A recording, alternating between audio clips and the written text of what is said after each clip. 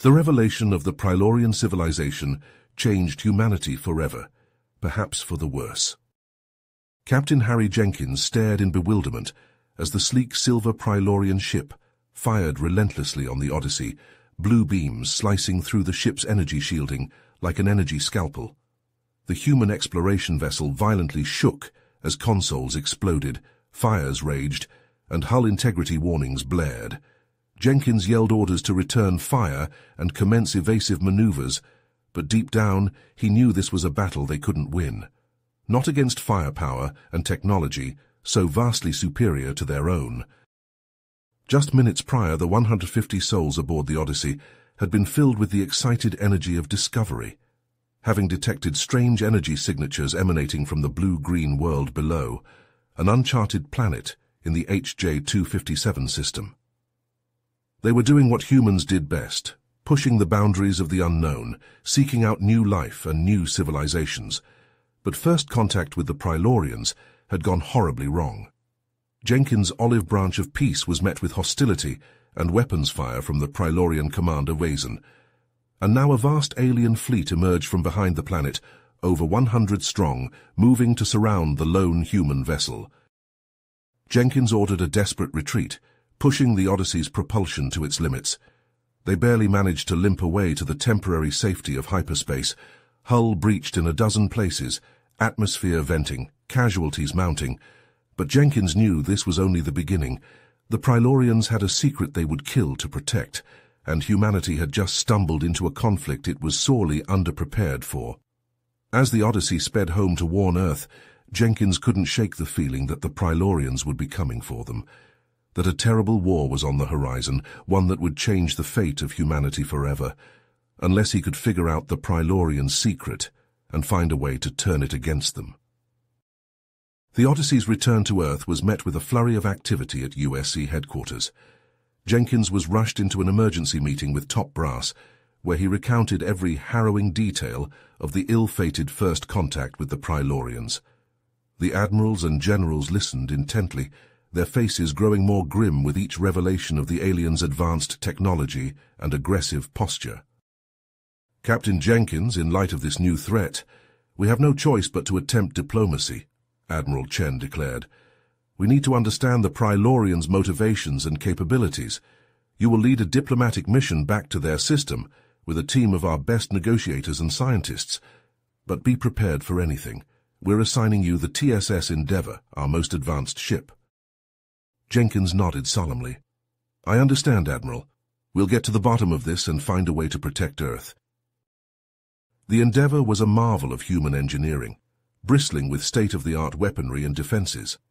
Jenkins took some comfort in the prototype cloaking device that could hide the ship from enemy sensors. His hand-picked team included seasoned diplomats, brilliant xenobiologists, and a detachment of battle-hardened Marines. They were as ready as they could be. As the Endeavour approached Priloria Prime, a familiar voice crackled over the comms. "Human vessel, you are trespassing in Prilorian space. Identify yourselves immediately." It was Wazan, the same commander who had attacked the Odyssey. Jenkins steeled himself and replied, "This is Captain Jenkins of the TSS Endeavour. We come in peace, seeking to open a dialogue between our peoples. Our leaders wish to establish diplomatic relations with your civilization." There was a long pause. Then Wazan responded, his voice dripping with suspicion. "Very well, Captain. You may send a small delegation to the surface, but know that we will be watching your every move. Any sign of aggression will be met with lethal force." Jenkins, his diplomatic team, and a squad of heavily armed Marines descended to Priloria Prime in a shuttle. They were greeted on the landing pad by Wazan himself, flanked by a phalanx of soldiers pointing menacing weapons. As the humans were escorted through the capital city, they couldn't help but gape in awe at the soaring architecture and advanced technology on display. Floating vehicles zipped through the air between gleaming towers, while holographic interfaces flashed on every surface. It was like something out of a science fiction novel, far beyond anything humans had achieved. But Jenkins also noticed the oppressive atmosphere, the way Prilorian civilians scurried out of the way of patrolling soldiers, the sense of fear hanging over the city like a fog. Wesen led them into an imposing government structure, and Jenkins knew that the real challenge was just beginning. He would have to use all his skills to uncover the truth and find a way to protect humanity from the looming threat of the Prilorians. Jenkins and his team were led into a massive chamber deep within the Prilorian government complex. Holographic displays flickered along the walls, showing star maps and tactical readouts. At the far end sat the Prilorian High Council, a group of 7 ancient-looking aliens draped in flowing blue robes. Their elongated heads were lined with deep wrinkles, and their eyes held a profound sadness. As Jenkins approached, the Central Counselor spoke, her voice trembling with emotion. "Captain Jenkins, we have brought you here to reveal the truth about our people.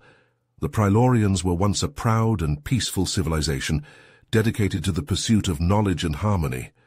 But a century ago we were invaded by the Kragarians, a ruthless species bent on conquest and subjugation." Another counselor continued, "The Kragarians overwhelmed our defenses with their advanced weaponry and sheer brutality.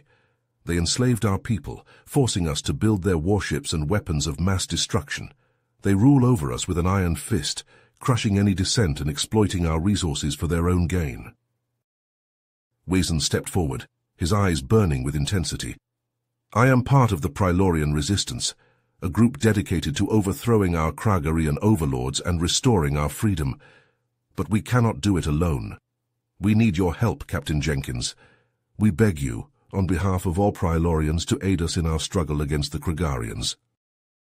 Jenkins felt a surge of sympathy for the Prilorians and a growing anger towards the Kragarians. He grasped Wesen's shoulder firmly. "I give you my word, Wesen. I will do everything in my power to help your people, but I must first return to Earth and seek the approval of my superiors. The Kragarians are a threat not just to the Prilorians, but to all of us." As Jenkins and his team prepared to depart, alarms suddenly blared throughout the complex. Prilorian soldiers rushed in, shouting urgently, "Kragarian attack! They've breached the perimeter!" Chaos erupted as blaster fire filled the air. Jenkins and the Marines took cover, returning fire with their pulse rifles. Prilorian guards fell left and right, overwhelmed by the superior firepower of the Kragarians.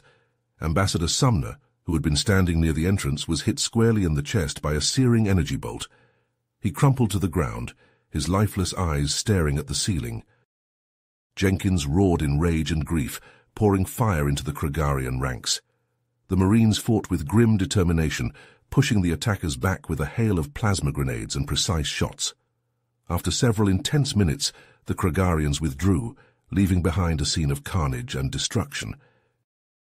Jenkins knelt beside Sumner's body, closing his friend's eyes with a trembling hand. The loss of his mentor and comrades filled him with a cold, righteous fury. He stood up, his eyes hardened with resolve. "This ends now. The Kragarians will pay for what they've done. I will bring the full might of the UESC down upon them and free the Prilorians from their tyranny, no matter the cost." Back on Earth, Jenkins stood before the UESC Council, his uniform still stained with the blood of his fallen comrades. He relayed the shocking truth about the Prilorians and the Kragarian threat, his voice filled with urgency and conviction.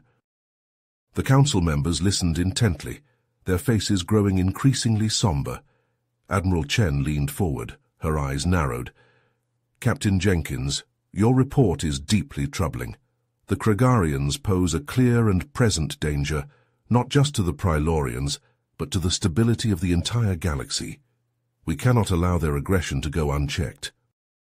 General Hawkins, the UESC's chief military strategist, nodded in agreement. "We must act swiftly and decisively. I propose a full-scale military intervention to liberate Priloria Prime and defeat the Kragarian forces in the system. We'll assemble our most advanced warships and a force of 50,000 Marines." The council murmured their approval, and Admiral Chen turned to Jenkins. "Captain Jenkins, you will lead this operation. Your experience with the Prilorians and your tactical expertise make you the ideal choice.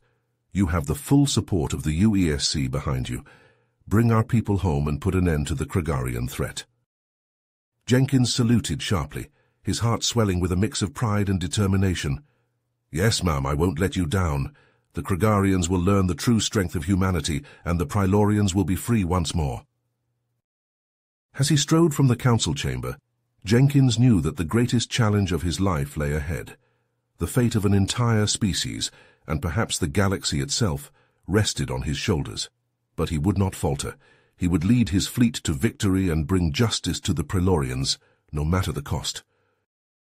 Jenkins stood on the bridge of the TSS Defiant, his eyes locked on the tactical display, as the UESC fleet emerged from hyperspace on the outskirts of the Praelorian system. Almost immediately, alarms blared as sensors detected a massive Kragarian armada, hundreds of warships strong, moving to intercept them. "All hands to battle stations," Jenkins barked, his voice cutting through the chaos. "Prepare to engage the enemy." The Defiant shuddered as the first volley of Kragarian plasma fire slammed into its shields. Jenkins gripped the command chair, his knuckles white, as he watched his fleet return fire. The void of space lit up with the blinding flashes of energy weapons and the silent explosions of dying ships. Despite the superior numbers of the Kragarian fleet, the UESC ships held their own, their advanced technology and the skill of their crews evening the odds. Jenkins personally directed the Defiant's fire, the ship's powerful cannons and missiles tearing through the enemy ranks. "Sir, we're receiving a transmission from Major Hawkins on the surface," the COEM's officer reported. "Put it through," Jenkins ordered. Major Hawkins' voice crackled over the speakers, barely audible over the sounds of battle. "Captain, we've landed on Praeloria Prime and linked up with the Resistance. We're pushing towards the capital, but the Kragarians are putting up a hell of a fight. They've got some kind of super soldiers down here, heavily armed and armored.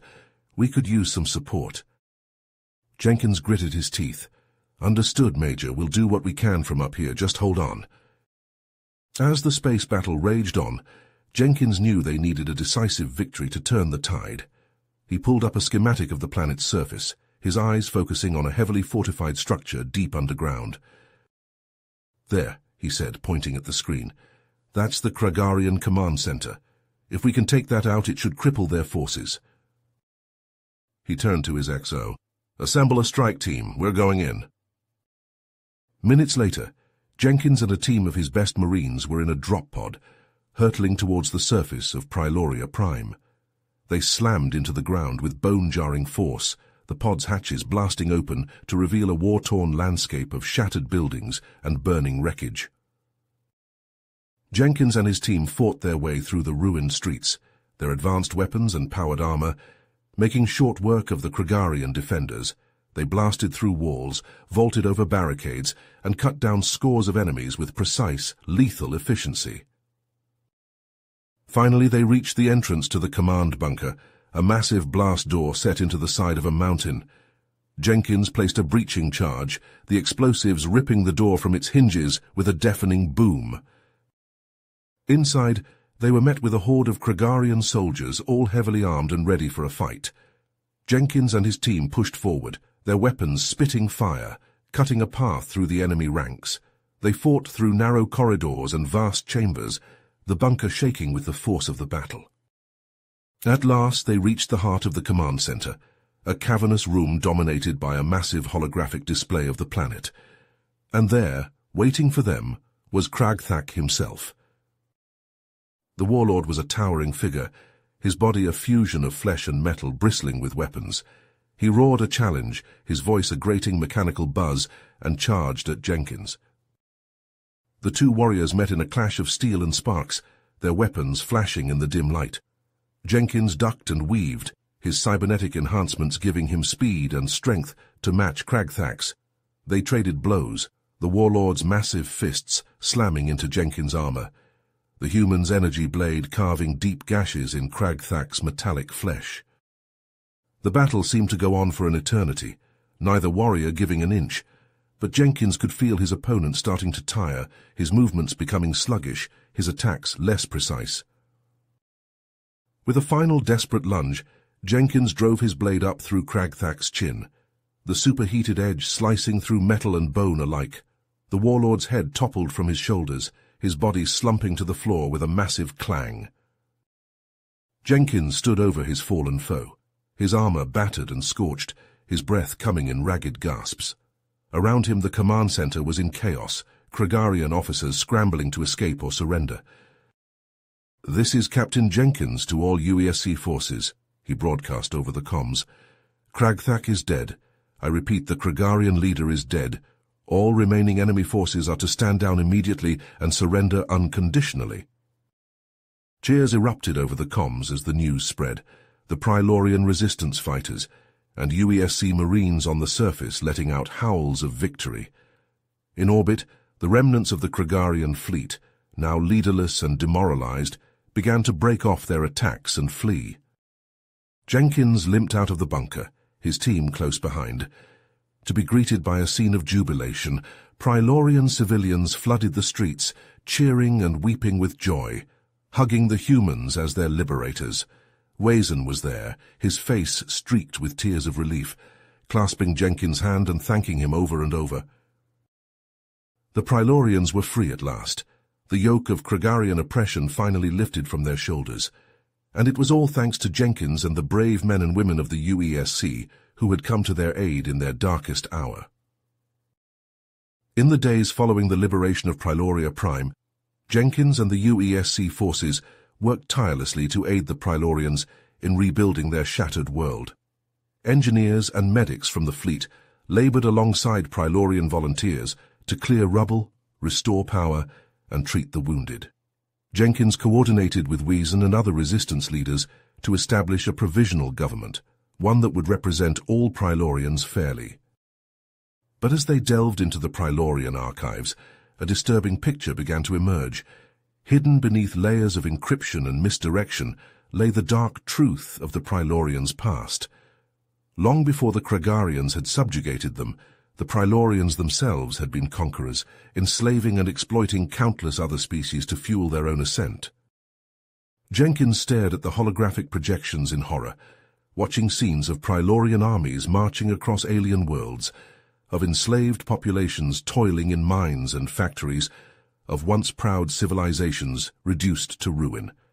He felt bile rising in his throat as he realized the true extent of the Prilorian sins. He confronted Wazen in the ruins of the capital, his voice shaking with anger and betrayal. "How could you keep this from us? We fought and died to free your people, but you were no better than the Kragarians." Wazen hung his head in shame, unable to meet Jenkins's accusing gaze. "Our ancestors' crimes are a burden we have borne for generations. When the Kragarians came, we saw it as our punishment, our chance to atone. We have strived to be better, to learn from the mistakes of the past." Jenkins slammed his fist against the wall, cracking the already damaged surface. "And you thought you could just sweep it all under the rug? Pretend it never happened?" He stormed out of the room, his mind reeling.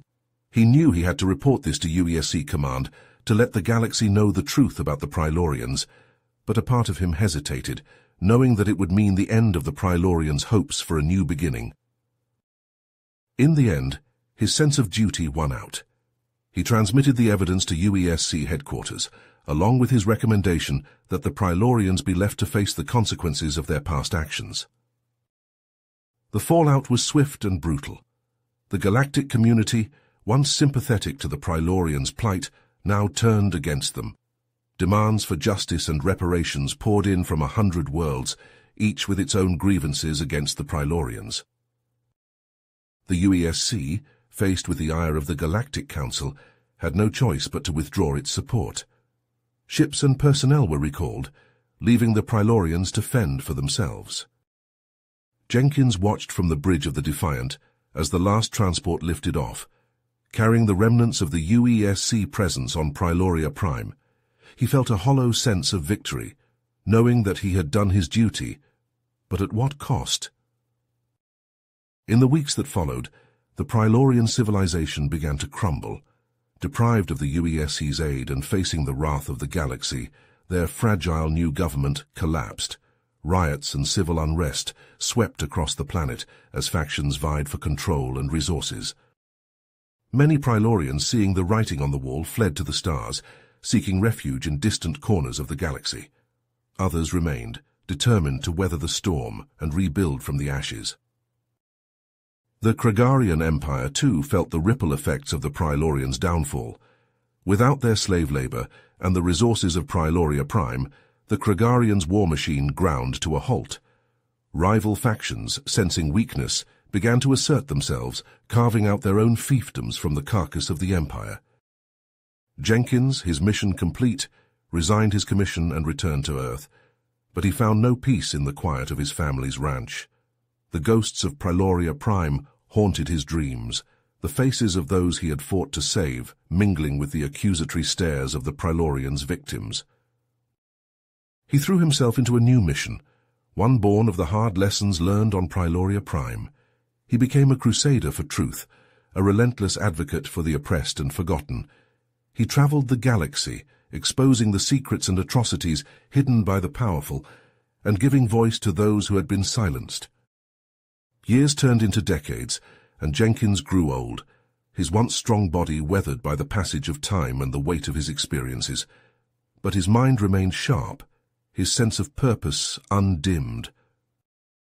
In the twilight of his life, he often found himself reflecting on the events that had shaped him and the galaxy he had fought to protect. The revelation of the Prilorians' past had shattered his illusions, forcing him to confront the moral ambiguities of a universe where the lines between good and evil were often blurred.